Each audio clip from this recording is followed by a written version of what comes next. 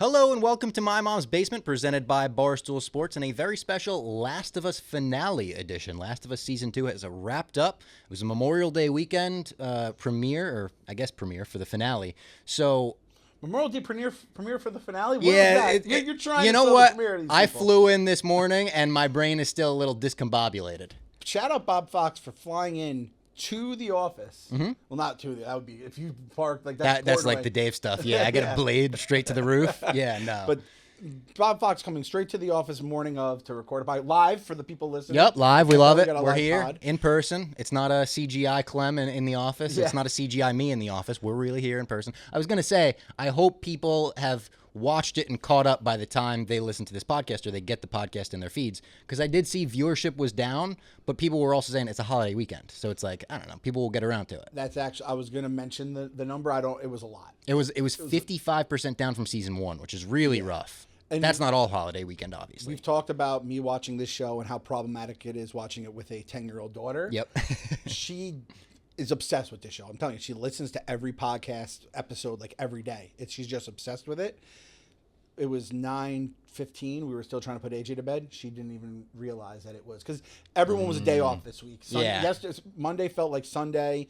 I forgot Sunday the Knicks like stuff Saturday. threw me off. We're bing bonging, so we're in Knicks land, so we're all whacked out because of that. So Sienna, the biggest Last of Us fan I know, didn't even know. Even she forgot. She forgot. She knew all day it was on, but Yeah. then at 9 o'clock, it just kind of skipped her mind because nothing felt right. So we'll see about those numbers, but I also think with those numbers, we're going to have some discussions here. I think there's a lot of G words you could throw around for this season, and I don't think any of them are on the Bob Fox side of the spectrum. I was honestly thinking on the way here, on the Uber here, I was thinking we got to talk G words when it comes to this season, because honestly, the discourse about The Last of Us is kind of crazy. Yes. Like, it's so like one direction or the other at this point, where people are either saying it's the worst thing to ever grace television, or they're saying like, oh no, you're only saying that because you have an agenda and it's political, and it's like, it could be in the middle, and it is in the middle, I think. So. I think it's in the middle of the two crazy spectrums there. But before we get into The Last of Us, how was Memorial Day weekend for you? Do anything special? Memorial Day weekend was...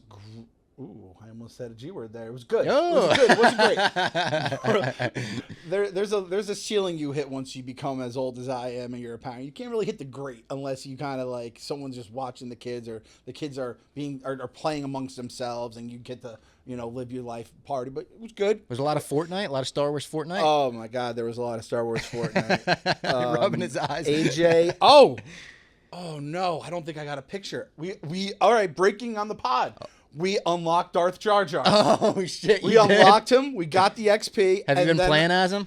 And then I bought him. Yes. And does he do anything special? Like, does the skin add like? Does he have Force lightning because of that, or you still got to get like a lightsaber? See, the thing about Fortnite skins is they don't make them. It's just aesthetic. Yeah, it's aesthetic, because they don't want to make it where you have to pay to get better. True. Because they have the Call of Duty people just mowing you down with guns. It would be me, the worst guy at the game, being like, I'll just buy my way to the top. Yeah, exactly. Yeah. So Darth Jar Jar, which is a true theory, has been confirmed. It's canon now, thanks to this. He was unlocked. He was AJ. I was like, don't worry, dude. I'll cover the price, because again, they're smart. They make you play the game, and then you got to pay for him. I paid for him. We had extra V-Bucks in the account, and he goes, I had more V-Bucks than that after you put your V-Bucks in. So then I had a double V-Bucks. I had to get him 2,000 V-Bucks. Have you described Darth Jar Jar to AJ? Does he get why that's weird or funny? No, he has no idea. He hasn't even watched. Well, he watched Phantom Menace. I was going to ask you about this offline, but I figured I would just tell you on the show. I didn't even watch Attack of the Clones with him. We watched Phantom Menace. He got into the pod racing. He got into the lightsaber fights. You should show him a few YouTubes of Attack of the Clones. That's what I did. Okay. I was going to say the Camino scene, right, is sick. I found a 3-minute YouTube describing the whole thing, and now I might go back and do the I was going to say, show him the Battle of Geonosis. That's awesome. Yes. I can't imagine him not liking that with 100 lightsabers in the fray and everything. And the aliens are cool looking, right? They're weird, bug-looking aliens. Yeah, there's also, kind of a funny thing. I know people crap on it, but I think it's funny when C-3PO gets his head put on a battle droid, and he's, running around the arena with a blaster and everything. Yep. I think AJ would dig that. But honest. This is as honest as it's going to get in the basement. Do you think like a 7-year-old kid that didn't love Phantom Menace could sit through an entire Attack of the Clones? It's asking a lot. Is it not asking a lot, at least? It's asking a lot. You swap the boring political scenes for the boring romantic scenes. Yeah. And there's a lot of them. Like a lot? lot of Anakin just kind of like trying to talk to Padme, being a little like awkward with her, and her being awkward back because George didn't know how to write the dialogue. I think a couple YouTube, obviously like Yoda showing up with the lightsaber at the end. I feel like he would dig that too. So I think it's worth like 10 minutes worth of YouTube videos. And there's no like, oh, this guy Darth Maul's coming, he rules. It's like, you get Jango Fett. Is Dooku at this point? He's that's there, who right? Yoda's fighting. That's right. And they do the 2-on-1 fight. It's Anakin and Obi-Wan versus Dooku, and they repeat that fight in Revenge of the Sith. And then when I tell him, hey, this is Boba Fett's dad, he'll get into that exactly because he's got Kid Boba Fett too. Yeah, exactly. So it's like there is some good. Yeah. Maybe not from the a best, certain point of view. Not the best Star Wars movie, as Nikki Smokes will like to call it, right? No, but I got a text from Nikki Smokes this weekend. It was the anniversary of A New Hope, and he texted me and was like, A New Hope has skyrocketed up my rankings. I think you rewatched it and found a new appreciation for it, which I said, I'll take that. Yeah, I'll take that, Nikki Smokes. I will say, I am excited for Seth, because he keeps going to me. He keeps going. I keep talking about Anakin. He goes, so this Anakin guy, does he die when he gets older? And I'm like, oh, he doesn't know yet. I'm like, well, and I keep saying, we'll find out. And I can't do the Luke, I am your father reveal to him. I'm going to get the Anakin as Darth Vader. Yeah. So I might even record it, get a little like Red Wedding kind of reaction. I love it. The only thing is they say Darth Vader earlier, but once he sees the suit go on him, it's going to fuck him up good. I love the meme that is like when he says like, henceforth you shall be known as Darth Vader, and there's a meme of Anakin looking up and being like, was that off the dome? Like, is that just ripped that right off the head? And he the one last thing about Fortnite, AJ is obsessed with General Grievous. Really? Did he have the General Grievous skin with you when you guys played? He didn't have the skin, but we went up to General Grievous and he killed him. Yeah, that's right. Things he loves the most, he tries to kill in video games. He got the regular skin, and then there's kind of like General Grievous, like pre-cyborg, right? And it's like back when the war was just starting, it's kind of like he's like a guerrilla warfare General Grievous. Dude, there's an action figure of him. I'm gonna buy that action figure one day because I've always thought it's the coolest thing in the world. It's awesome, and I like his. Again, I showed him like, hey, do you want to hear what this guy sounds like? He's like, General Kenobi. It's like asthma. I'm like, he kind of sucks, AJ, but he's awesome looking and he has cool stuff. It's kind of like the prequels. They look cool. Yeah. There's just something in the execution that's lacking there. But Darth Jar Jar is ours. Yeah. I wanted to tell you a story. This weekend, I was at my fiance's mom. She got remarried. Congratulations. Shout out Lady Fox's mom. Yes. And I met someone at this wedding who saw my Beatles tattoo, and they walked up to me and they go, oh, Beatles fan? I said, yeah. They're like, are you a real fan? I said, oh, I'm a real fan. He goes, I got a good story for you. I said, okay. I thought he was going to throw a trivia at you. No. And I've gotten that before. Yeah. It's an old people magnet, this thing. He tells me, I was at the Ed Sullivan Show in 1964. I was there. The very first Beatles taping. He told me the whole story. Apparently, they used to give out tickets to the Navy and like the troops and everything. So his dad, I think, was in the Navy. Comes to him one day, he's like, you ever heard of the Beatles? He's like, no, never heard of them. He's like, well, if you want to take a girl on a date to the city or something, here's 2 tickets. So he hits up this girl. He's 16 years old. The girl was 15, and her parents wouldn't let her go into the city. So he's like, I had to bring my little sister. Oh. It was the worst. But then he shows up. He says he gets to see the Beatles rehearse. He gets to see the set on the Ed Sullivan Show that we all know. It literally like changed the course of the world. And then afterwards, Ed Sullivan comes back out. He goes, the photographers need more pictures of the Beatles. They're going to play a second set for everyone. They played for 90 minutes.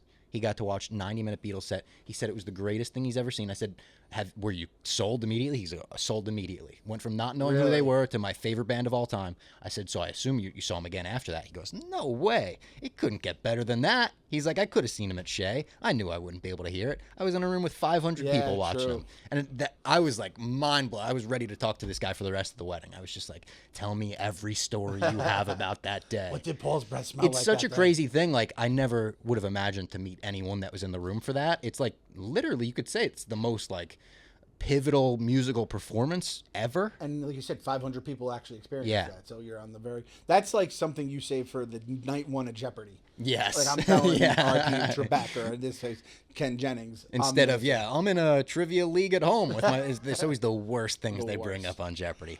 So, and in the end, he got to share that moment with his sister. I know. And So I it said, ended up like, working out that's great. sweet. That, yeah, immediately you got that, like, family Did thing. we ever find out, like, the girl didn't become his wife, did it? Because that would be tough if, like, No. his wife missed out on the Beatles. No, I met the because wife, of very her nice lady. She was in-law. also, like, telling the story. It was also, he said, I was behind this girl with curly hair, and she was in all the footage screaming. And I was like, I know who you're talking about because we used that footage in my band's music video. We use her. So I showed him the My Real Girlfriend music video. He's like, that was her. I'm right behind her. It was like such a crazy thing. It was just funny. cool. As far as basement keeping goes, we don't got much. I wanted to say make sure you subscribe to the channel. Subscribe wherever you're watching this. Also, while we're in no man's land for movies and shows over the next few weeks, I want to bring on some guests. So we're going to hit up Jose. We'll get Jose back in the pod. I also Yes. want to get T-Bob on the pod. Yes. Highly requested on Twitter, new Barstool employee, and a huge nerd. I think I've tweeted him for years now about Star Wars and random Really? stuff. Yeah. I think like he's been in kind of the Twitter circles or whatever. So I want to get him on the pod for sure.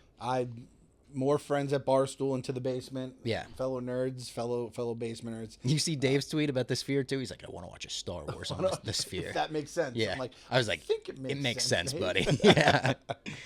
I was glad he got a good Sphere experience. Also, people don't talk about the Sphere concourse enough. Looks like the Death Star. You feel like you're on like a spaceship for sure. That's a good point. I'm so mad at myself for not going to it when I was in Vegas. I mean, I couldn't have seen any good shows there. You but would have it's been just able one to of see those like the things. Planet Earth thing maybe. Yeah. And that's still, I feel like people don't talk enough about that. Like, I feel like I would go, if I had a free day and I was in Vegas, I would go see Planet Earth at the Sphere. No shit, like this.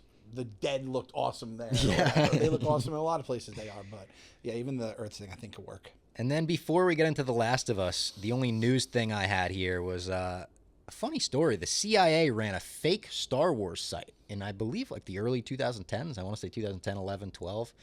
I think it was called Star Wars Web.net or something like that. And there's a TrueThoughts.com. non-zero chance I've been on this website at some point. I was on every Star Wars fan site as a kid. Any blog, forum, whatever. I was trying to read anything I could get. And I was looking at the homepage. I was like, I don't know. I feel like I might have been on this before. But apparently this was the CIA's way of secretly communicating with spies overseas. And I don't know what that means. Because, like, was there a hidden text in the site? Or was it literally like a forum post I put in my blog? Did someone write, like, Kit Fisto was actually the most powerful Jedi, and that meant, like, we've got eyes on Bin Laden? Yeah. Like, what does that mean? Yoda did not have a green lightsaber. That's not canon. Yeah, and then So it's you get like, exposed. I guess the nuclear codes are unveiled. Now this was the 2010s, right? Yeah. Think about that forum though, during like Last Jedi times. No, well, it's pre. It's all pre. I think this is like, I think it's cut off at like 2013. Maybe. Oh, so it's early 20. Okay. yeah, real. 'Cause So it's I'm- like talking about the Clone Wars cartoon a lot, which is crazy. I mean, that's Talking about Wii games. That's your side of the board. Yeah. Like the fandom is the Clone Wars and all that kind of stuff. Oh, so you could get away with some crazy shit. And again, like if it's on, they probably put things in Wikipedia. So it Yeah, all true. makes sense. They- A bunch of they change Key Adamundi's age, and everyone's like, something must have happened. I actually lied. That's not my only news item. I forgot we had breaking news just as we started to record. The first Marvel DC comic crossover in years will happen this year. It's going to be two one-shot comics, so one Marvel written and one DC written. And we knew this was coming. We didn't know what the crossover would be. It's an interesting one. Oh, what is it? Batman and Deadpool. Wow. Someone who I feel like most writers take very seriously, Yeah. and someone who most writers do not take very seriously. I think the dichotomy will be funny. There's two covers out now. Both covers look cool. It's also like you could do something, I'm sure, with the League of Shadows, the League of Assassins, with their swords, and Deadpool's kind of that kind of hero in a way. This is interesting. Batman and Deadpool. I feel like you can piss off every fan. Both Yeah. fan bases can be equally mad. It's too silly for the Batman fans. It's not it's not silly enough, and then people are just going to be pissed People off get with it. real mad if Batman gets silly. Yeah. Kevin Smith did a Batman cartoon where Batman peed himself, and people still to this day are like, F Kevin Smith, he made Batman pee himself. That's not Batman. It's not my Bruce. He would never. Oh. I don't know. Maybe one of these missions he peed himself. Well, that's kind Piss of dogs? Batman piss dogs? Batman piss man. Yeah.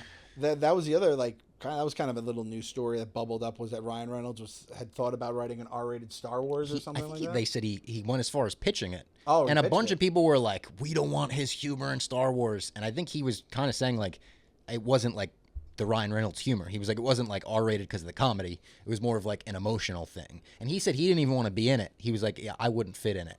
So I think he even knew like people maybe wouldn't want that style. Again, he's a guy who gets so much hate on so many different things for playing the same guy and everything or whatever. I get it. At the same time, there's not many Ryan Reynolds projects I don't like. I like all the Deadpool movies. I like Free Guy. I liked that Adam Project movie he made. Van Wilder was good a very long time ago. What was the Clerks rebuff he did? Waiting Waiting Yeah. was good. Waiting Yeah. was a lot of fun. The thing of Ryan Reynolds too, like, it's so crazy. I feel like there was a brief moment after Deadpool came out. He sold Mint Mobile for like $1 billion or whatever it was. The gin, right? He's got he had some sort of booze. aviation or something like He that. had Wrexham, right, with Still does. Mac, right? Yep, and that's a good show And on I Hulu. think Ryan Reynolds at one point was like the #1 ranked guy on the internet. He finally achieved that status, and then the Blake Lively suit happened. Justin Baldoni or and whatever. it is just Baldini. like I saw a lot of the stuff about this Star Wars stuff, and Star Wars fans are going to get a mixed bag. But I feel like Ryan Reynolds' name now, kind of people just are just snarky about Even it. You know? Sean Levy. People are kind of snarky about him too. Really? For Got a lot like of snarks being the going? Ryan Reynolds director. Yeah, Yeah. I guess so. Yeah, and that's it. Just by association, now you have the stink. I know. on It's you. like he's got Ryan Gosling in his next movie, and people are still putting a stink on him. I mean, I don't know anything about this lawsuit. I mean, I feel like this lawsuit seems like both people kind of suck in the lawsuit. It seems Would like you say that. it's fair Yeah, to say? it definitely seems like that. Yeah. I'm also just Taylor not a Swift is Blake getting Lively dragged. guy. They're trying to drag her in. She's saying, "Don't drag my name into And this." did she cut off Blake? Yeah. God damn, I can't go with Taylor. Well, rumors allegedly. Let's not get sued. yeah, I don't want to get. Yeah, no, we're not doing that. And I don't want to start a fight with the Swifties. No, we were never. friends with the Swifties, Yeah. which was another reason why Ryan Reynolds was bubbling up as the hottest name. I thought she was going to be in fucking Deadpool. So yeah, it's tough out there for Ryan Reynolds. Tough sledding. But Star Wars, I wouldn't mind that being one of the rumor projects that we know is never going to get made. True, yeah. I wouldn't have minded having that in the pot. I but- still think a rated R Star Wars project is like absolutely viable after Andor. Like you could absolutely do that. Throw a little blood in Saving Andor. It's Private rated R. Bothan. Yeah. Which I also was thinking about that. The Bothans, they brought the information. There was like a weird thing about that where it wasn't like a direct mission as the Rogue One thing was. It was like they somehow got the, so it could be a completely different movie as well. That there's something to be made there. The sickest shit is going to be how the Emperor is like, we want to let them get this info, but we have to slaughter. Or you know what it Bothans. was in my mind. It wasn't that they got the plans for the second Death Star.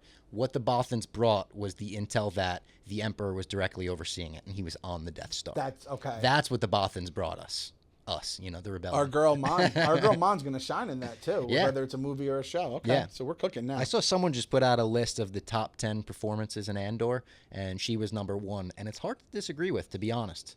Like, there are some people that gave great performances that don't have nearly as much screen time. She has a lot of screen time and a lot of different things she had to And the do. fact that she made it captivating, like politics has been the thing in Star Wars we've always thought was boring. Yeah. And she was able to make it, like, her having like a strained marriage and having to marry off her daughter was somehow the most interesting part of the show for a while. What if they special edition the prequels and it's just Mon scenes taking over like the fucking talking fish that are that'd be blockading good. the planet? I'm in on it. Son of a diplomatic mission. Before we get into The Last of Us, let's remind everyone about one of our favorite sponsors here in the basement. That is Game Time. They don't make it easy to buy concert tickets nowadays. You got to sign up for the pre-sale, you get in the queue, and by the time you make it through, the best seats are already gone. Going to a concert should be about the show itself, not waiting in a virtual line. Lucky for me, I always use Game Time, the official ticketing partner of Barstool Sports. They make getting tickets faster and easier. I'm going to a concert on Game Time tomorrow at Pier 17. Going to see Mayday Parade, one of my favorite pop punk bands. Nice. Grayscale's opening up for them. Friend of the Basement, they've been on before. Another one of my favorite bands right now. Pier concerts are a must. too. So good. I saw fun You've got there the bridge in the way back when. background. You've got the Statue of Liberty behind you. Nice Night is like nothing better than a Pier 17 concert. I went on a I don't know if it was Pier 17. I went to a pier. I don't remember what number it was, but it poured and it was awesome because it's a different. Honestly, I'm going to a concert next week on Game Time under the Cave Bridge. I didn't know this was a thing, but there's a concert venue under a bridge in Brooklyn now. And the last time I saw this band, Turnstile, poured the entire concert, and we still loved it. Ruled. There you It's 'cause of go. Game Time. It's Game Time. Promo code MMB will get you $20 off your first purchase. Terms apply. Again, create an account and redeem code MMB for My Mom's Basement. You will get $20 off. Download the Game Time app today. What time is it? Game time. All right, you ready to get into The Last of Us season 2 finale? Yeah, let's rock and roll. So going into the finale, let's start here before we get into the episode itself. Where were you on the season post Joel? Because a lot of people, I saw the fall off of this show should be studied. It's monumental. I was kind of in the range where I was like, okay, it definitely hasn't been as good. But all right, let's get into the G conversation here. I thought going into the finale, this was not a great season. Season 1, I would say, was a great season. Yes. I would still say this was a good season. Would you agree, or are you more in the middle? I'm trying to think of a word that's less than good, but Pretty not good? like bad. Decent? I guess pretty good kind of works. And I don't know if I'd even say it was pretty good. It was satisfactory. That's a little school grade for your ass. Fine. Right? Would you say it was fine? It was fine. Because I think this is the thing that's so weird about this show, this season, I should say, is I feel like half the stuff works, and then half the stuff I'm like, yeah. And it's crazy that it happens in the same show. Yeah. I don't understand where last season was fucking... I honestly, Bob, like when I think of last season, I'm like, man, I'm just like, I'm thankful that you got me into the show. Yeah. I loved it so much. I was so scared because it's a zombie show because I'm a big scaredy cat. It's actually not even a zombie show anymore. They don't even exist. There wasn't a lot of them in season 2. Act like that that we don't have fucking fungus running around in any of these places. And maybe Seattle is like cleaned out of them, but I haven't even thought about. I'm just thinking about humans. I'm not thinking about the clickers and stuff like that. So I think been that a kind of lot less to hurts worry it, about too. this season. I don't like that as well. My brother-in-law said the same thing. Like, he liked the show. I liked the show season 2 as well. But as soon as we talked about it, he was like, "Yeah, I wanted more clickers." Yeah, and again, I do not enjoy that. I do not like what are those? The creepers, the ones The that stalkers, right? Stalkers, yeah, the ones that have like leveled up. I don't enjoy how I feel during that, but it feels like it's part of the world.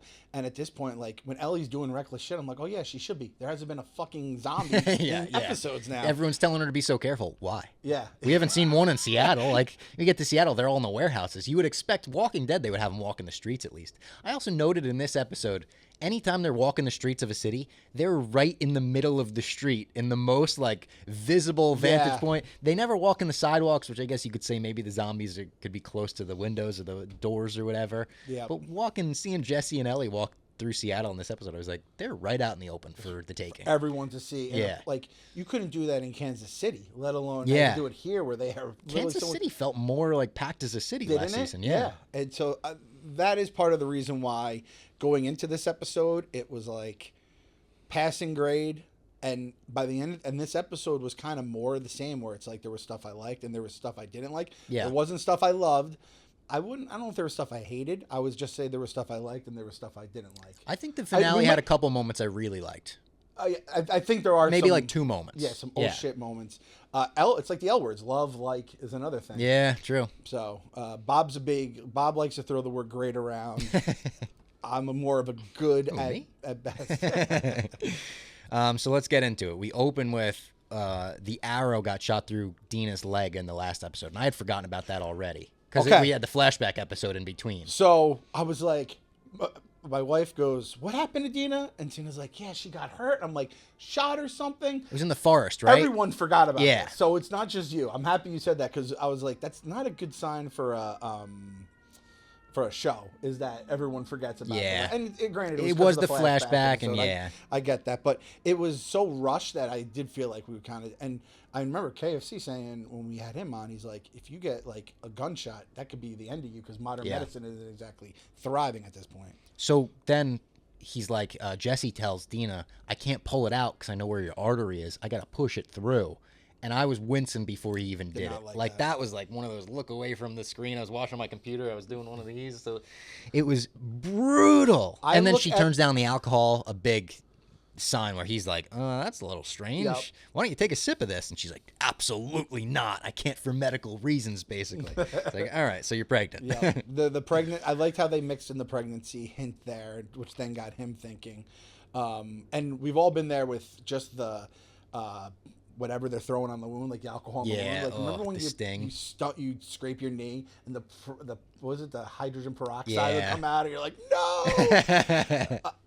I kind of did what you did. I look in the upper left-hand corner of the screen. Whenever there's a clicker, I'm looking up to the left-hand corner. I'm too scared to look at that shit.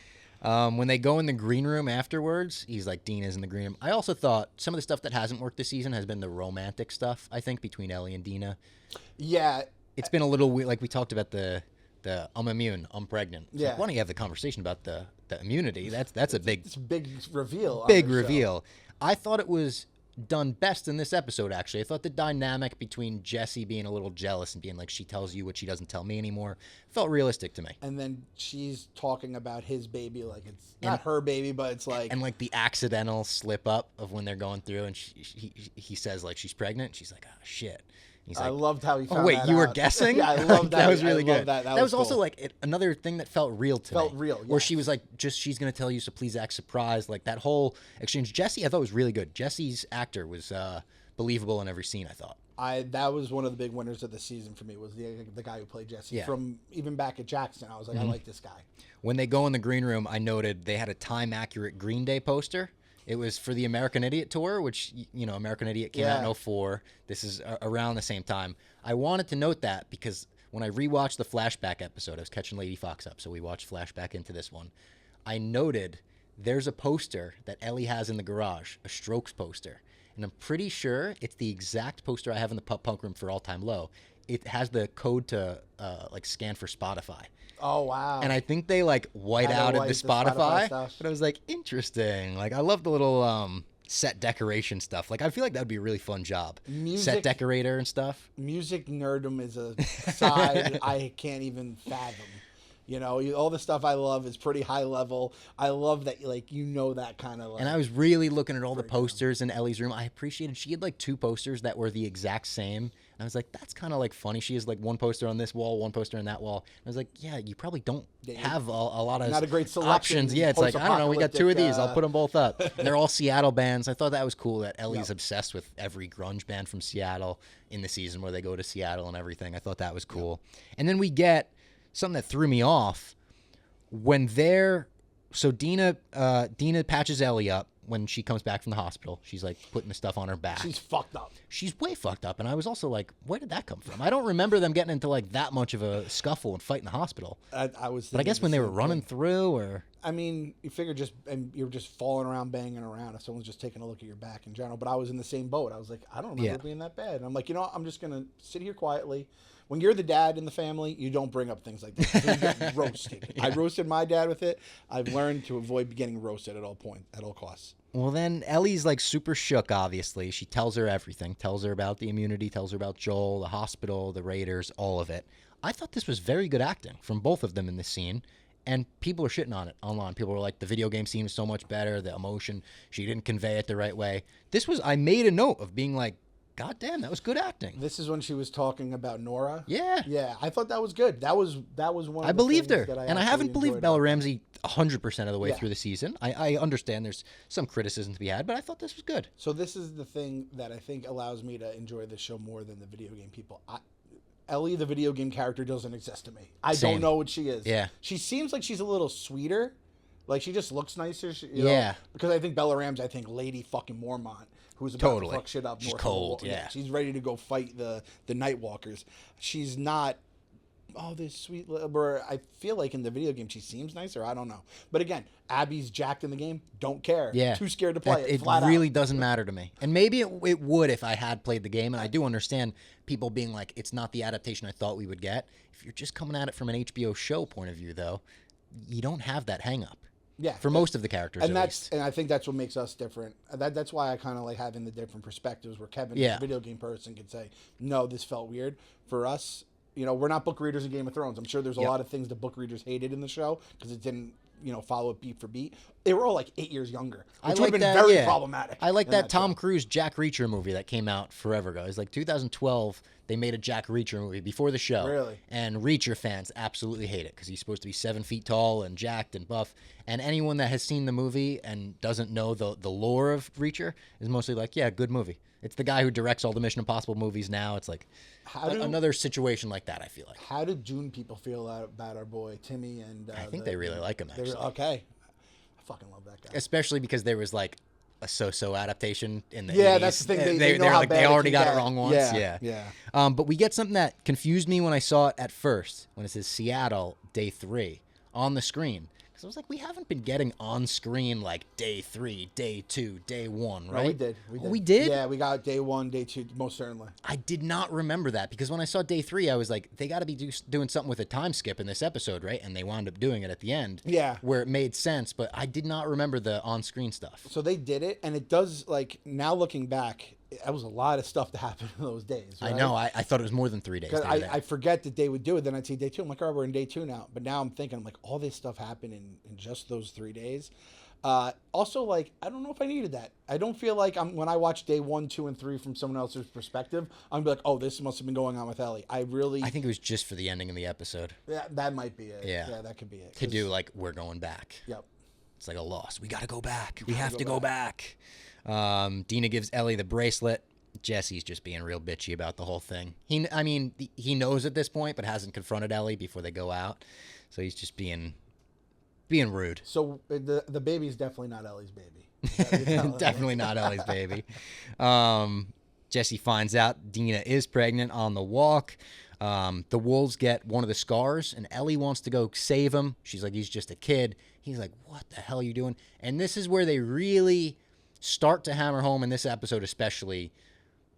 War's bad. Both sides are bad. Like, you do one thing, you're thinking it's for the best, the other side will do the same thing. Even the kids, he was saying to her, like, even the kids want to lynch people or whatever it is on the scars. Yeah. I also thought this scene was, like, good. It was like, when I heard a gunshot for the first time, you go, oh, shit. Like, you better get cover. You better hide behind a dumpster. I did not like the... So when you realize they're not getting chased, they're chasing the scar, I was like, all right.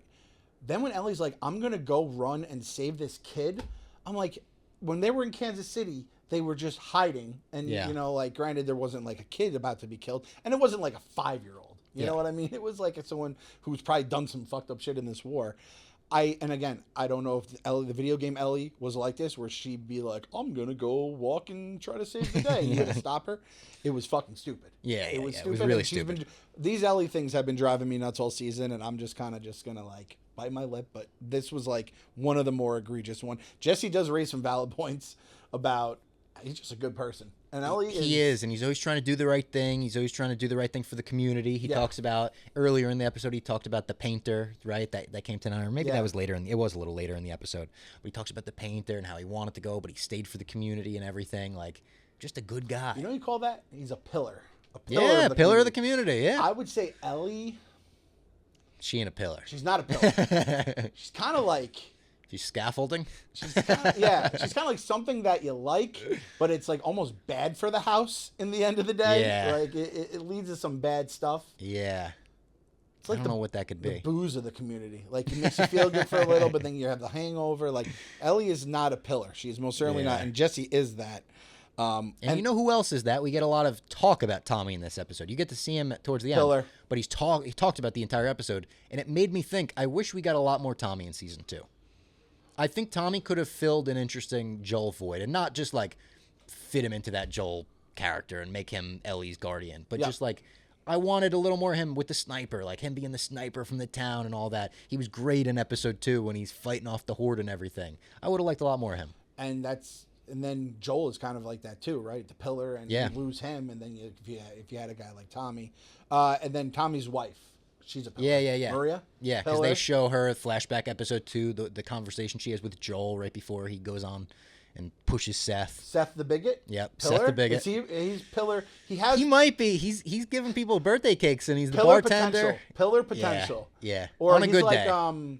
He's like a post. Like, you know, in the basement, you have like the little post. Oh, yeah. I had one of those in the basement. I had one of those in the basement. My mom covered it with carpet growing up. Oh, we covered ours. My dad ended up covering ours with wood. Yeah. He has 4 little wood things around it. Yeah. So, I don't know if the carpet's a white trash thing, but we did the carpet. It worked in the 90s. It's like a 90s Tell you what, thing, I'd say. As a wrestling fan growing up with that thing, that was a turnbuckle for life, and it was rug burn central. Rug burn every day. But you know what? If it wasn't covered, you would have probably been doing hardcore rules on it and cutting yourself. Yeah.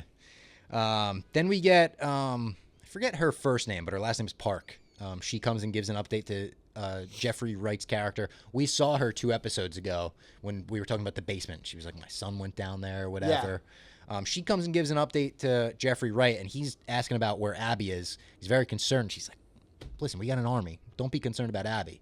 And he gives her this awesome monologue where he's like, odds are you'll be dead by sun up. Odds are, even better, that I'll be dead by sun up. We need someone to take control of the army. And Abby was next man up, basically. What's Abby? What is she? Pillar. She's everyone's He pillar. sees pillar potential in Abby. He does see pillar potential, and you start to get a vibe of like, it's not just that small group of the wolves that follow her. She is kind of like, she's the Chalamet. She's the next Leo of the group or whatever. Got she's the the juice. next one. Yeah, she's got the juice. I thought that was a good scene. I also loved when he said, like, despite their name, they're an army of sheep. He's calling the wolves sheep. Yeah, I like good that. line. That was a good line. Jeffrey Wright, another one where we should have got a little more of him this season. So that was one of my takes. I feel like we were bamboozled a little bit. A little with the bit. Promise of now, I do think he will be a fixture in Yeah. season 3 now, but I think if more Jeffrey Wright would have helped this season Could rise he up. carry season 3 with Abby? Like, could those two like carry this show? I wouldn't put it past. I think they could. He doesn't carry the Batman by himself, but he's a big part pillar of carrying it. He's a pillar of it. I didn't know how- Hashtag pillar. Yeah. That's our hashtag this week. Hashtag pillar Should it be is- hashtag pillar week? Hashtag pillar week. Hashtag Pillar Week. Okay, it's hashtag Pillar Week for sure. But Jeffrey, when he's on screen, you're like, oh shit, something's about to go down. His voice just has like a gravitas Yeah. about it. Yeah, he has fucking, like, again, someone else with the juice, the aura, whatever you want to call it. But when he said that about Abby, it did start to make sense. It's like, oh, they see them. And at this point, like, you can't even have a pillar in this world. I feel like nice scaffolding. Like, you know, in New York City, it's just scaffolding 24/7. It's the white scaffolding now. Yeah, it's the good stuff because everyone's just going to die sooner or later. So you can't be putting, like, pillars up. Pillars, they're just going to get knocked down with the way this world works. Yeah. And speaking of pillars, let's talk about a pillar of the Barstool office. Yes. And that's New Amsterdam Vodka, the official vodka of Barstool Sports. Kind of looks like a pillar. The Kind of does. The kinda bottle look could be like a pillar. Yeah. Could hold up the whole crew. The official vodka of the UFC as well. In our opinion, it's the official vodka of winning. We got UFC coming to Newark in 2 weeks. I'm very excited. Sean O'Malley's coming through. I'm very, very excited for that. Look out for interviews. We got interviews with most of the card. That'll be very fun. And like I said, New Amsterdam, it's the best vodka in the world. It's a champion vodka. You match it up against any other, and oh boy, it's a TKO. They're going to arrest all the other vodka companies. You hear the sirens out there. Whether you're catching the pay-per-view fight at your favorite bar or hanging at home listening to us talk about it, celebrate your wins with the insanely smooth New Amsterdam vodka. Find your wins with New Amsterdam vodka. We came up with the Twin Suns drink for Star Wars. Is there a Last of Us drink? Ooh. We did come up with a spinning backfish drink, too. We said you get the Body Armor Fruit Punch, and it's like red, that. New Amsterdam. I'd say this. We're looking at some New Amsterdam vodka. We're going to throw a little... I've been on a little bit of a grapefruit kick. Ooh, I like grapefruit. Even though it doesn't really fit the motif of maybe this place, but we're also going to throw a lime in there, and we're going to call it the Seattle Grunge. Even though Oh, it's I a lot like more it. pick-me. I like it. There you go. We're coming up with drinks on the reg Mixology. here. Yeah, you're a mixologist. You're the one coming up with Yes. them. Yeah. All right. Back into The Last of Us. Shout out New Amsterdam Vodka. This is where Jesse talks about the painter, and they hear gunshots on the radio, and you hear it's a sniper because it's the wolves calling it in, being like, "There's a sniper. He's picking us off." And you know that you're like, "That's our guy, Tommy." We remember the tutorial at the beginning of the season, and we find out Remember the tutorial? Abby's in the aquarium. We don't really find it out. Ellie realizes it. She puts it together in her head because Nora said like the whale.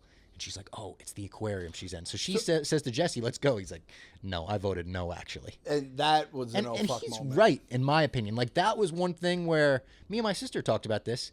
It was a little hard for me to believe that Ellie would want revenge over saving Joel's brother. When that's like, what's left of Joel is Tommy. Yeah. And it's like, but she's like so fueled. She's basically flipped like Anakin the Vader at this point. She's just Kinda, going yeah. on like revenge. She's Yeah. not even trying to do the right thing. For lack Yeah, of a better term. and Jesse's 100% right and justified in everything he's saying in this conversation, in my opinion. And at this point, I'm separating the fan side of me that's like, Ellie, you're being an asshole just as Yeah, a fan. yeah. And then I'm also like the show watcher where I'm like, I don't, again, maybe this is where this character is going to go. This Yeah. is where it goes. But I was like, what the fuck are we doing here? That was the one thing I just didn't buy it. Although the one thing I liked about the scene, the actual like look out from the side of that building, you could see the whole city, you could see the water. Visually, it was awesome. So when Ellie, I put the visual of her on the boat too. So cool. Was out of this Yeah. world. Like that was HBO prime time, 9 o'clock Sunday night show. Yes. That was like worth whatever the amount of money they spent. His last line to her too, when he's like, "I hope you make it." Oh, that was a great line. That was tough. That was- yeah. when fucking Jesse, right? When he says, "I'm a father, I can't die," I said, Yeah. "Bro, you just fucking made your tombstone." He got that card immediately. Like, yeah. it's like, well, he's like, my "I'm last pulling the weekend card." on the force. yeah. I'm just gonna retire. Me and the wife. It's like you are so. I Fucking gotta be honest. dead. I didn't see it coming You at didn't all. see it coming? Oh, Not in the slightest, I'm dude. screaming at the TV. I'm like, "You're fucking dead!" And it's looking at me like I'm crazy, and I'm like, "You fucking moron! Why did you do this to your poor child?" So they split up. He goes after Tommy. Ellie goes to the aquarium. And here's where the last 20 minutes, you got to suspend your disbelief a lot, I think. Yes. As far as the Ellie stuff goes. And I'm okay with it as far as what they did. So the boat just sitting there. The boat's sitting there very convenient. Very convenient. Then it's like it also feels like a video game, which is Totally. based Or on- like an Indiana Jones movie. There's Yeah. always like an extra, something sitting there. the fact they all come. When the lights all turn on, Yeah. that's like, oh shit. There's a lot of boats in that water. Yep. And then when she takes the boat though, and then she starts going, and then like she gets just absolutely destroyed by a wave. Yeah. And I'm like, that is kind of what would happen to someone who doesn't have experience much with water. I was right? thinking the same. I was like, if I got in that boat, I don't know how to control a boat. Like, I'm not like, does Ellie know how to friggin' control a motorboat? Because Hell no. they weren't active. She's never, has she ever been on one? She probably just lived in Boston in like an apartment her entire Yeah. life, right? And then she just went across the country with Joel. And in the video game, I believe she can't swim at first. So it's like Which makes sense. swim, and then I guess she probably still can't swim, or we don't know if she can swim because She, like, washed up She gets or whatever. knocked out Yeah. and washed up. And I agree. That was like, I was like, all right, it's believable. She failed. She wasn't able to get to the aquarium. And I thought it was just going to be like, all right, now for the rest of the episode, she's on this Yeah. crazy Scar Island. And it's very quickly like, they try to hang her. The kid does the crazy like gutter. Gut And it's that like, bitch, oh my yeah. God. And then they have something else to be concerned about. She gets on a boat and she gets there in 2 seconds. That I was like, oh. did all not right. love. Let me just say, I didn't love about. Yeah, I didn't don't love wanna- that. Don't want to offend the people that It didn't love the ruin show. the episode for me. I wasn't like worst thing to ever grace HBO. It's just like, all right, that's a leap too far. And we talked about, are they taking leaps too far? As where Clemmer was like, I can't believe Jesse was able to just find them in the middle of Seattle. This episode, they kind of were like, here's exactly how Jesse found them in the middle Yeah, of Seattle. They he have a did that. conversation I about like that. They did that. So I liked that. Yeah. It would have been amazing if they did reshoots just to like settle down the internet. Yeah, banter about yeah. it. Like, all right, we Just have a to add real this quick, into this yeah. episode, Jesse. We have to get you out and shoot for a day. Or And two. her seeing the explosions going off as she's going away from the island, I also thought were cool because now I'm like, I want to know. I'm sure we're gonna get it in season 3. What was going on right there when the wolves are bombing the island, or I assume bombing it with the explosion Yeah. levels, and so many of them were going. I also thought she was gonna sneak onto one of their boats because they were all wearing those big jackets. I thought the same thing. I was Yeah. like, they probably Could do the work in classic this Leia. Oh, I don't want to get into a Obi-Wan rant in the middle of Last of Us. I just got to say, the more I think about that show, the more I'm starting to slide it out of my head canon. It's out of the G And I was words. Yeah. pretty positive about a lot of it. I still like that like Vader stuff. I like most of the Vader stuff they did in the show. The Leia thing, I'm having a hard time coming to grips with Leia and Obi-Wan knowing each other so well. That has been so far removed from. I buried that so long ago. Where now I've taken the actual lightsaber fight and killed that. Yeah. Remember, I did that like Yeah. 2 weeks ago. I am. And you saying that like kind of re-brought it up in my brain. And the more I think about it, the more I'm like, Andor made so much of the original trilogy better, and that makes a little bit of the original trilogy a little worse. And then like so much of that, and then Book of Boba Fett kind of fucks up post Return of the Jedi A little bit. So a lot of the bad Disney Plus Star Wars shows really do fuck up, and then this one made it everything about it touched so We much need better. Gilroy just overseeing everything. Yeah. I know he's like, someone pointed out, they were like, give the man a break. He has made more live action Star Wars than anyone alive, which is true. crazy, but he has. And Cassian Andor, the most screen time any Star Wars character has ever had. Is that true? Yeah. Wow. Crazy. So she sees the explosion. She gets to the aquarium. She sneaks in, and we see 2 people talking. She holds them hostage. She wants them to both point at the map, and it better be the There's the same. Joel, which we I use loved. that. Yep, I love that as well. And he pulls for a gun. She shoots in the exact moment, hits him like in the throat or something. And then you see the reveal of the bullet hole in the cabinet behind her. Awesome moment. And I was like, oh fuck. That's like, oh my God, she hit both, because they show it grazed the one, and then she unveils that she's pregnant. And that was almost as big of an oh shit moment as the show could have, I thought. Yeah, that Like out loud, I was like, oh my God, this is insane. She's a baby killer. And she's like, cut it out. She's like, do you have a knife? She's trying to give her instructions last second. It was like an oh my God. Another one that I thought was very well acted by everyone in that scene. The guy, Bella Ramsey, the girl, all of them. Even when Tommy and Jesse come to pick her up, and Tommy immediately like kind of assumes that Joel like the hug, and then look at Jesse, kind of like the hug that Joel gave her and looked at Tommy when she was on painkillers last week. Like that, I thought that was an incredible scene. That's why, like, for all the stuff I don't like about the show, scenes like that, I'm like, the show is fucking good. Yes. There's good in it. I can sense it, right? Yes. Could you imagine being those two people as you're like mounting the offensive against the Scars and dealing with Abby or whatever they're doing? Her. And she shows up, Ellie, like, who you are probably have kidding forgot me? all And the about. guy's trying to good cop her a little bit, being like, I let you go, right? Yep. Like, you remember that? Like, now, the thing is, Joel would have shot him in the kneecap to start it off. Like, right she away. doesn't know. She just, the fact she uses the Joel method, I did love, but she doesn't know, like, the little tricks of the trade. You can't let the guy just sit there, because if there is a gun, he's going to go for it. And you had a feeling when he looks at the girl he was with and just looks at her, you're like, oh, he's going to try something go right for now. I'm like, dude, don't do it. Owen, I think was his name, right? Yes, Owen? yes. I'm like, don't do it, Owen. Don't go for it. He went for it. And then she's talking about transverse. I have my wife talking about, I'm like, what the fuck is she talking about? She's like, it's cut. You have to cut left to right under the belly button. I'm like, what is going on? I thought she was going to try for a second. I was like, Sienna, get out of the room. I was like, we're not watching a baby get cut out of a dead person live. And then when the mom dies, I'm like, wait, is the baby just dead like that? She's like, once the mom's heartbeat stops, I guess the baby stops. Yeah. Which feels like bullshit. Is that why she said, like, make sure you cut the umbilical cord too? Could that affect? Oh, that might be it. Yeah. It's just so weird that it's like when this engine dies, that engine dies. I know. It feels like the baby should have a little more. This is dark shit that we're talking. It should have a phone charge on it, you're saying? Yes, exactly. It's like it took it off the charger. Now you have like, I'll give it like a minute because it's inside. And I was also thinking in my head, is this going to become like Abby? We're going to skip forward 10 years eventually, and Abby's raising this baby, and it's a Joel thing. I was thinking the difference with her as a baby, right, where she's cut out. It's like all the more devastating that she just like she doesn't have it in her to even try. Yeah, that's true. She doesn't even try. She's so shook, and now she's like become this monster that. I mean, it's kind of like Joel just killed a doctor without thinking about it. Abby kills Joel. Yeah, and it wasn't as, direct on purpose, but she did it. And this was all for revenge for Joel. Now she's killed 3 people who were in Abby's crew and an innocent baby.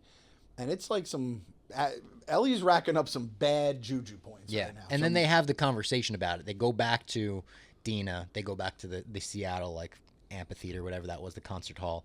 And they're sitting on the stage. I thought that was another good scene where he's like, are you content with letting Abby go or whatever? She's like, I guess I'm going to have to, like, learn to be. And they're talking about, again, like, yeah, you can't, this isn't worth it. I'll be honest, Bob, I didn't even hear that. I was so shook from that pregnancy. I'm getting remember House of the Dragon, where every week there was like a pregnancy scene and a baby being born? Every week we would get closed captioning squelching. You'd be like, come on. And like bad stuff was happening to either the mom, the baby, or both in all those scenes. It was not good. So I didn't even hear that. So basically, Ellie said, like, I'm good letting Abby go now. Not necessarily. Tommy is like, you're gonna have to learn to live with that, and she's basically like, I guess I'll learn how to. Because they're not like, oh, we're gonna go. I almost died. Dina's all fucked up, and you killed a baby. We're not going to keep trying to avenge Joel. We've killed like all her friends. Yes. Which at some point I just started saying, having Abby, once you got to Seattle and be like, oh, this place, I guess she doesn't really realize it's a war zone till this episode. Yeah. Let her just live in her days out in Seattle. It's so much worse. It's horrible. You're in prison, basically. She's in hell. And you're in fucking Jackson, where you have like probably air conditioning at this point in movies, right? Yeah. You've got cassettes, vinyls, guitars. To celebrate Christmas every year. It's beautiful. And she decided to go out and get revenge on Joel. Ellie's plan, no matter what happens, how it ends, was a bad idea. I'm putting that out there. Yeah. Hashtag no, bad it was. idea. It was. And that's why the community voted against it. Yes, you know? that is the Pillars knew. usually know what they're talking about. I've learned that in life. Then you hear a struggle from outside, like where I guess they were staying, the lobby of the venue. And I swear, part of me was like, they're gonna run out and Dina's moving furniture, and it's gonna be a happy ending to the season. The fact that they run out and Jesse gets it right off the bat. Ellie's hiding, and you hear Abby's voice right away, and come out, I'll shoot him too. She's got Tommy gunpoint. I really thought she was going to shoot Tommy in front of I thought so too. I thought Tommy was Ellie as well. Thank God she didn't. If she didn't, I assume she didn't. I still don't know what the cliffhanger holds because we get gun in her face, cut to Ellie, no, black, and then Abby wakes up. And did you think, could that be a dream sequence? Because I was also like, No. I thought it's probably not a dream sequence because she knows you killed her friends, and how could she know that if it was a dream? But the way it was shot, she just wakes up, then she goes out. Is that where the Mariners play, I assume? That was, I believe... The stadium? I think that was where the Seahawks play, but the Mariner Stadium is like futuristic looking as well. Yeah. But they're right next to each other. And it's a cool looking shot, too. The overhead where it's like they've basically turned the field into farming, and they've got like technology and systems and everything about that. I was like, oh, that's cool. And then it hits you with the day one, so season 3 are going back. I thought it was a good episode. I thought it wasn't a great episode, but the oh shit moment of the pregnant girl getting shot, and then the oh shit moment of Jesse getting shot were two of the bigger oh my god moments the show has ever had. Yes. For the pregnancy was like a twist I could not have seen coming. Yeah. Right. And then the Jesse thing, even though I was like, this fucking guy's just writing his obituary every time he opens his mouth. And I foolishly didn't see that coming. What's the opposite of plot armor? Plot like bomber? Like he's basically like turning himself into like a suicide bomber. Where Plot he's blowing neon himself sign up. that says shoot me. Yeah, shoot me. Yeah, exactly. Plot suicide. So I wasn't shocked by it, but to see the way it happened and then it was the finality of it all. What if Ellie ends up, she shot Tommy? That'd be crazy. I was thinking in my mind, is it Dina? Because we don't see Dina. That's the thing. Is Dina coming in for the save? Dina factor is out there, so I don't know which way. People are also like, this is almost a meme at this point. The ending of this, or not the ending, but the cut to black here. They're like memeing it online. They're like, this is the worst editing I've ever seen in my entire life. It's laugh out loud funny when it cuts to Ellie. Nobody could take this seriously. I took it very seriously watching it. Like it's like, I feel like it's The Last Jedi or the friggin' gold and white dress with the blue and black dress. I feel like we're watching two different shows at times. Where people are saying it's the worst thing ever. I'm like, I thought it was not only not the worst thing ever, I thought it was good. I knew it was going to be I just didn't know how far back in Abby's life we were going. The fact we're only going back to day one in Seattle, we're only going 3 days back. I thought we were going to go back to maybe a little after the hospital. I think we'll go back. Shot up. I think we will. You think we will? I feel like we're going to go 1, 2, 3, and then probably just move forward. I could be. I have no clue. Because they said they need 4 seasons now. That's true. I don't love that either. I don't either. I don't love that. Again, we had a 7-episode season this year. I'm like, why the hell couldn't felt this too have been short? 9 or 10, and we could have. So whatever. We'll get to that when we get to it. But for the season and for this episode, some stuff I like, some stuff I didn't like. I honestly, if I had to give it a grade, I probably would give a B-.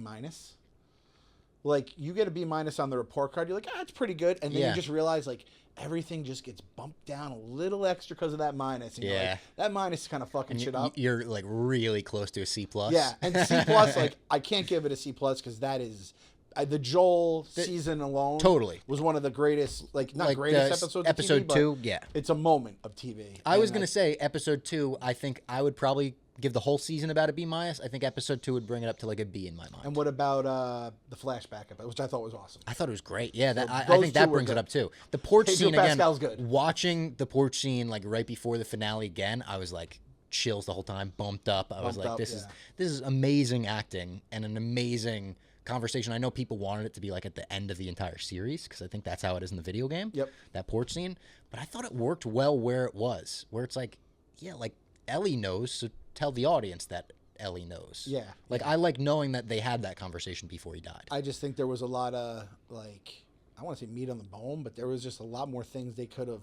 Yeah. The conversations we've talked about. There was like a lot of things that you could have done Ellie and Dina better. You could have given Tommy more. You could have given Jesse more. Even you could have given Jeffrey Wright more. Where in season 1, I feel like that stuff was addressed throughout the time with Joel and Tess and people they had met along the way. I feel like this season was a little rushed, which I don't like being rushed. Agreed. So I think the person who was in charge of 1 wasn't around as much for 2, which would. Was it Craig Mazin? Was that his name? I don't know. It's also, you're getting 7 episodes, and 1 is a flashback that pretty much entirely takes place during season 1, almost entirely. So it's like we really got 6 episodes of like this storyline. This has happened to us a couple times in Game of Thrones, where I feel like we're kind of just getting glossed over and shoot out of the house, where someone's like, it's like, I'm ready to go. Like, they're not telling you like just leave whenever you want. Like when the restaurant's trying to tell you like get out. Yeah. That's what I feel like this season was with me.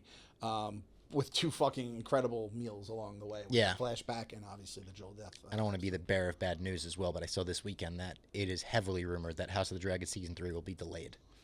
Good. Just delay make everything good. At this point, I just want good. I don't want quick. I want good. And we're getting a spin-off in like December, so it's also like, all right, we're going back to the Thrones universe. Spin-off is coming out. Night of the Seven Kingdoms, I think, is end of this year. We have to be very careful though, because this is kind of the stepchild of Star Wars, where it's like we're told these things are coming. I know. I've heard about dunking the egg forever. Dunk and egg. Everyone's talking about that. They say they're Jay and Silent Bob of Game of Thrones. Yeah. So we'll see. Sold. Well, we don't have. Do we have anything coming up before July when we have the two big hitters, two heavy hitters? I would even go as far as saying 3 big hitters. I'm all in on this Jurassic World movie. I think it's going to be good. Oh, Bob. I think it's going to be good. It looks good to Bob. me. It's David Koepp, the original writer. And he's putting a scene from the original Jurassic Park book in. No, wait. Oh God, Bob, they really have you. You're They got me. It's ScarJo. When I saw Mahershala Ali. Grant, when I saw whoever plays Grant, I'm like, they brought the old guy. They brought the dude back. No, that was bad. They changed it up, and this is Jurassic World 1 was going to have this. That was good. Jurassic World 1 was good. It was all right. I liked the first one. It was pretty good. The second one, I think it was pretty I good. did not like the enjoyed second one. I don't think I ever even saw the third one. I left the theater in the second one. I remember you saying that. I don't know which one. And I didn't see 3 because I left. Have you been watching the trailers for this one? I am not, because I don't want to get my hopes up. I love this fucking. Don't even love the franchise. I like the first one. I love the first one so much. Do you know the idea behind this one? It's the other island. Right? It's the island of all the mutants that didn't work out. Yeah. So there's the T-Rex that looks like a Rancor and a Xenomorph. I mean, come on, we're in on it. it. Do this shit on YouTube, make it on AI, and it's gonna look good. So, all right. To the folks out there, I want to be wrong. That one I'm predicting now that will make more money than Superman and Fantastic Four. Really? I think so. I'm not even going money. I don't want to go around. We're going to go on the ball scale. Okay. Where do you think that's going to rank on the 3 and the ball scale between us? So if I was looking at all 3, I'm hoping Superman 4.5 at least. Yeah. I'm thinking Fantastic Four 4.25 at least. Okay. I'm thinking Jurassic World. I don't want to say it has a 4 ceiling, but I'm thinking between 3.5, 4. I think it has a 4 absolute best case scenario ceiling. I think the floor is the lowest. I would say Jurassic Park 1, obvious 5 balls. Obvious. Yeah. 2 and 3 are like maybe 2. Like 2 and 3 are not I read good. the fucking book for 2. That's how much I love Jurassic Park. 2 and 3 not very. I think Spielberg came back and did the third one too, and it's just not great. The first Jurassic World, I would say 3.5. Would you say that's fair? 3.5 balls. Yeah, I'd say so. 3.25 maybe. And I'm expecting this to be better. better. I'm not a Raptor guy. That might come off as a hot take. That's crazy. I'm not a Raptor guy. I've had enough. Like, I know they hunt in packs. They're That's different. crazy. They were awesome in 1. They've overexposed the Raptors. They're the best dinosaur. They named. It's not the best dinosaur. It is the best. Velociraptor's the best by See, far. this is what happens. I was a dinosaur guy since I was in fucking preschool. Same. They're like tier. They're a B tier. No, that's crazy. Yes, they are. You could say they're not the best, but they're absolute. I mean, how are we going to talk? If we're going S tier, it's T-Rex Velociraptor. First of all, Triceratops too. Nothing goes next to the T-Rex. Oh, Velociraptors go next to the T-Rex. They And take if down anything, the T-Rex, don't they? It's a fucking Triceratops T-Rex goes in that? up. And if you want to get weird with like one, I personally think Brontosauruses are very nice dinosaurs as well. I like them. I'm also like, this is way Velociraptor's S tier. Land Before Time, my guy Littlefoot. Oh like my that God, guy. yeah. You want to cry? Maybe we'll do like a rewatch of Land That's Before Time. honestly sadder than The Last of Us. That's basically what The Last of Us was. Yeah. On Sunday night, I had the Mets playing the Dodgers, the Knicks playing the Pacers, and The Last of Us. Those are the 3 things I had to get done with. And I'm like, this night can go very wrong for me. I don't know which ones can make me sadder. So yeah, It's like having the Mets and Dragons same night. That was the a Mets and nightmare. Fungi same night. That was a nightmare, and nothing good happened that night. And this night, actually, the Knicks won, so bing bong, Mets won as well. So it was a good night that night. And I guess, like you said, we got a pretty good Last of Us. I'll give you that. And we don't have, as you were saying at the beginning of this Jurassic Park conversation, we don't really have anything until then. So we'll have about a month here in June where we'll have some free swim episodes, some news episodes, get Jose in the basement. Maybe Jose could come break down some Fantastic Four stuff we might see, break down some stuff we might see in the future, maybe even some Thunderbolt Sentry. I think we need his takes on some stuff too. I think we needed some Thunderbolt Sentry takes. And he texted me, I think it was last night or the night before, and he was like, I'm halfway through and or season 2 with my girlfriend. We think it's amazing. And I was like, you're halfway through, buddy. It's about to hit like light speed for now. you. Yeah. So I'm excited to get a take on that one too. I was I was like, the second you're finished with those arcs, you need to text me. That's all. Okay, so all right, we'll get Jose when he's ready with that. Yeah. That's when we have him on, and then we said T-Bob. T-Bob for sure. We'll figure out some. We got to get Clemmer on as well. Yes. I said maybe when we're in here next time we'll get. He'd be good for. Obviously, we could get him on before this as well, but he's so hyped for Superman. He'd be great to recap Superman with, I and agree. maybe Tommy too. Maybe we do one of those old school round the table round discussions. tables. Yeah, that'd be fun. I'm gonna catch heat from the Raptors people. I know this because You Raptors should. people are diehards, but there's also gonna be the T-Rex and the anti-Raptors people, and I know And I'm you not exist. anti-T-Rex. Don't you guys fucking duck on me? I'm saying T-Rex belongs there. Obviously, it's no question. But Raptors are right next to him. They're cool. What about the ones from Jurassic Park that do the fucking? That's not a raptor though. You can't be throwing the Spinosaurus out there. I don't know. It's like a raptor cousin. No. You're not I'm going taking all the raptor. cousins. They look like raptors when you don't have the. going out there. I'm taking those ones. I'm taking the ones that Chris Pratt can train when he's like. Huh, huh. See that's when it got silly. This is when I did not. It's a like little about silly, Jurassic but the World. shot of him at the end when he's on the motorcycle, raptors around him. I was like, this. Oh, is Blue, meta. and then Blue was there. I think. Yeah, in two. yeah, Blue, yeah. I don't need dinosaurs. You're my boy, getting Blue. Personalities. They're fucking dinosaurs. Okay, we're gonna disagree on this, so we'll just. Yeah, respectfully it gets disagree. crazy in the next two. They start putting freaking laser beams on their freaking heads like 'cause Austin Powers. They set up, these guys will eat up anything that raptors do. So the raptor sheep were fucked us and made Jurassic World basically unwatchable. So Listen. what is this one called? Rebirth.